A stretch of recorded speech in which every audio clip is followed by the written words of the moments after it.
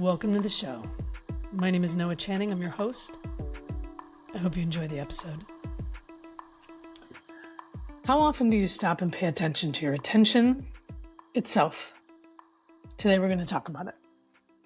Every day we wake up, our feet hit the floor, and we step into the day. And we give our attention to the life that's in front of us. It starts with our environment. Maybe it's your home, your relationships, your job, your pets, your children. There's an immediate surrounding that we wake up into. And sometimes the thing that we step into is whatever went unresolved the day before. The burdens that we carry, the unfinished business, the leftover tension, the endless to-do list. We all have one of those. Sometimes we dread it. Sometimes we tolerate it. We ignore some parts, focus on the others. And other times we step into it like it's a new adventure. We look forward to it, where we have delight, some enthusiasm, some excitement. And those days, we really make friends with our experience. However we start the day, our attention travels. We leave a place of rest and engage with what's in front of us. We don't build our world with just our hands, our machines, or even our ideas. We begin to build the moment that we place our attention in a very specific direction. Which brings me to a two-part question. Where and how are you directing your attention? Are you arriving as a passenger, being sort of dragged along by your old habits and thinking? Or are you acting more as an architect, directing your attention with purpose and intention? And what's helpful to look at is one principle. You live where you look. If you focus on chaos, you live in chaos. If you focus on lack, your life will feel empty. If you focus on gratitude, you will live connected to what's in front of you. And when you assign your attention to things, they tend to magnify. And one of the things that I find super interesting about working with attention is that we are rarely taught to pay attention to attention itself. And the unfortunate result of that is that then it goes unobserved. And there's a saying, what goes unobserved goes unaddressed. And with some things, that might not seem like a very big deal. But when it comes to addressing old habits or negative thought loops, it actually becomes really important. And your attention can be spent primarily in one of two currencies: distraction or intention, a feeling of aimlessness or a feeling of alignment. One buys you temporary and very often fleeting relief. The other buys you a life of quality and connection. And whichever currency you choose to spend your attention on, that ends up driving the reality that you end up living. And if you can, I want you to pause for a moment and consider, what do you let capture your attention on a regular basis? Like, where do you give your attention? And after you've given that some thought, now consider, what are you actively ignoring? Because what you don't look at can be just as important as what you are looking at. And one of the reasons is that we are very habitual by nature. So we tend to overlook our own patterns and recurring behavior. But if you don't look at it, those patterns will quietly continue to dictate your future, and it will do so by way of your past thinking. Now, examining your life isn't just some philosophical quote. It comes with the recognition that life tends to be lived in these small repeating loops. So whatever blind spots you refuse to look at or acknowledge or change, they end up steering the wheel. So remember, you live where you look. If you aren't looking at yourself, and often, it's super easy for undesirable patterns to go unaddressed. One way that you can start looking for anything that may be negatively affecting your experience is to actively work with discomfort. It's not everybody's favorite word, I get it. But hear me out. I say this all the time, and it's a foundational principle in this work. Discomfort is an invitation. Unfortunately, most people are conditioned to turn away from it, to not want to deal with it, to ignore it or avoid actually having to feel the discomfort itself. But really, all we ever end up doing then is just delaying it. We don't delete it. And when that happens, we end up using it as a way out instead of a way in, which can seem like a pretty convincing course of action at any given moment, but the reality is it doesn't work. It's temporary. It looks like it works, but it doesn't actually work. And it's often one big kicking the can down the road attempt. And if you're just kicking the can down the road, then you're just delaying the inevitable, which is having to come face to face with it. So what would it look like for you to use discomfort as more of an invitation than something to avoid? When the mind feels heavy or the chest feels tight, notice where your eyes go. Notice where your thoughts go. And purposefully bring attention to attention itself. Look where you look. And then ask yourself, is it discomfort that is guiding where I'm placing my attention? Looking very specifically for the urge to turn away. When we feel pain or discomfort, our initial instinct is to get it out of the way and just flee. I don't want to feel this feeling. I am out of here. That's how it operates. And that might show up as we pick up the phone, we turn on the television, we lose ourselves in the noise of some other distraction, anything to not feel the discomfort itself. Now, on a thought level, it could sound like, no, not this, something else. And in that case, we're simply using our attention as an attempt to escape the negative feeling. But what if you didn't?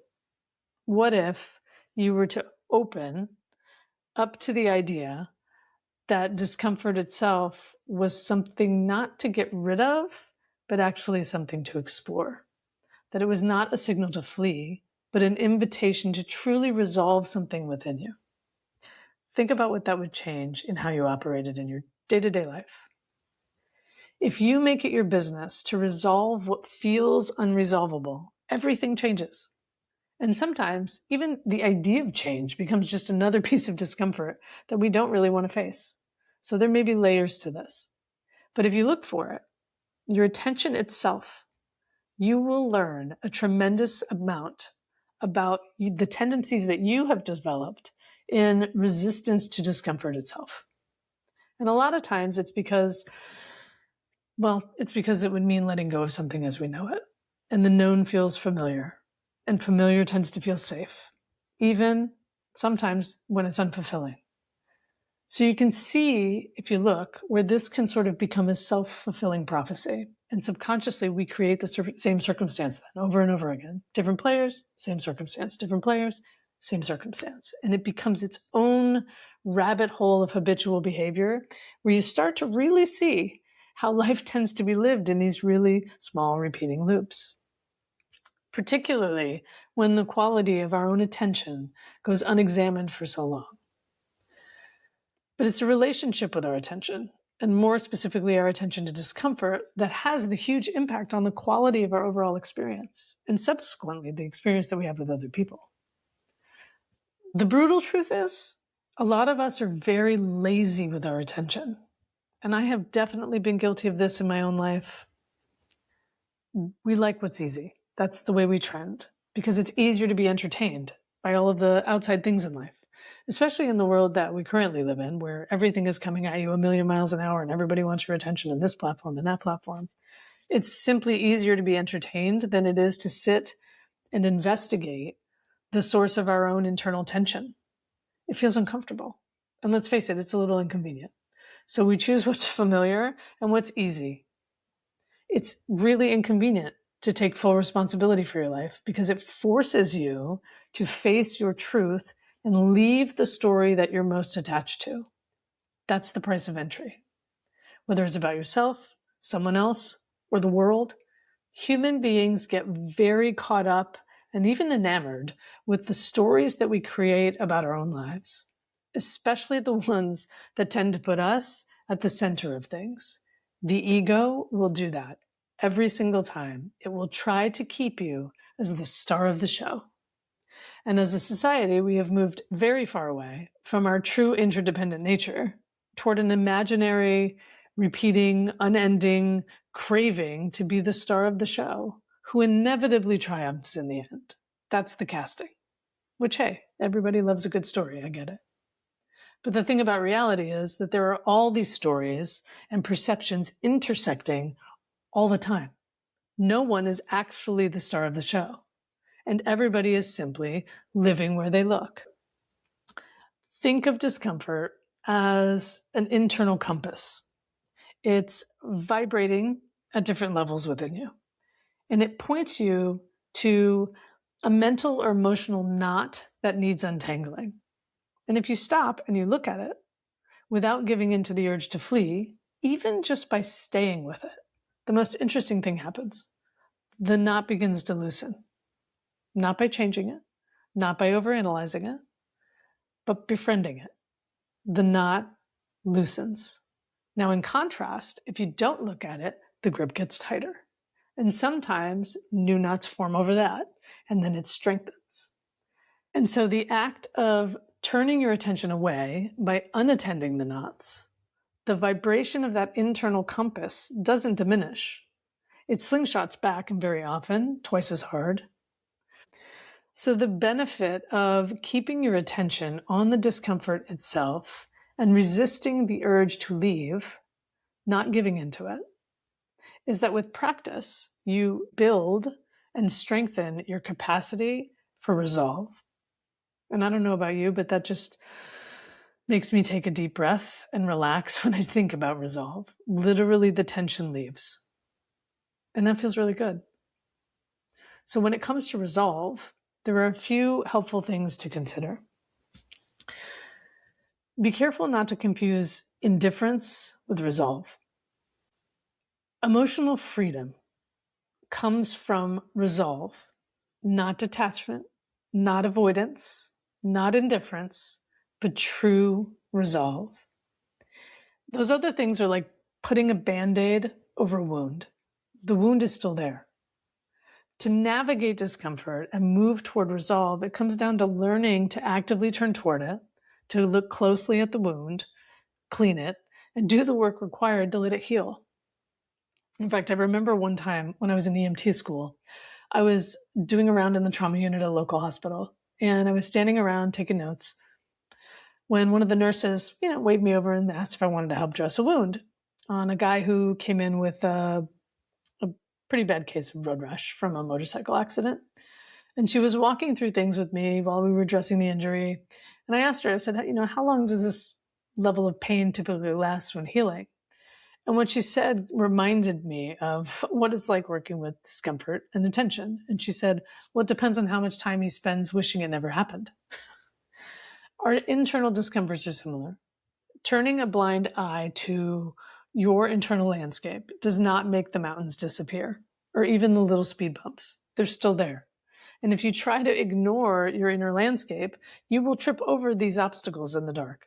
They become little hazards, and you will keep bumping into what's really there over and over and over and over again until you finally turn toward them and say, okay, enough.